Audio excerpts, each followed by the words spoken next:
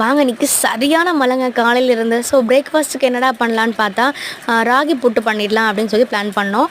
நீங்கள் வந்து ராகி வந்து நம்ம பவுடரா மார்க்கெட்டில் கிடைக்கலையா, அதை கூட வாங்கி அப்படியே நம்ம உப்பு போட்டு தண்ணி வச்சு நல்லா பிசைஞ்சிட்டு அப்படி நம்ம புட்டு மாதிரி செஞ்சு சாப்பிட்லாம். நாங்கள் வந்து முழு ராகி வீட்டில் இருந்தது. ஸோ அதை வந்து அப்படியே உடச்சி மிக்சியில் நல்லா உடச்சி பவுட்ரு பண்ணிவிட்டு அதில் தான் பண்ணோம். நீங்கள் வந்து புட்டு அந்த புட்டு குழல்ல கூட நீங்கள் வச்சு பண்ணலாம். நாங்கள் வந்து இட்லி பாத்திரத்தில் அம்மா அப்படியே துணி போட்டு அதுக்கு மேலே மாவு ஸ்ப்ரெட் பண்ணிவிட்டு அப்படி வச்சு எடுத்தாங்க. சூப்பராக இருந்தது.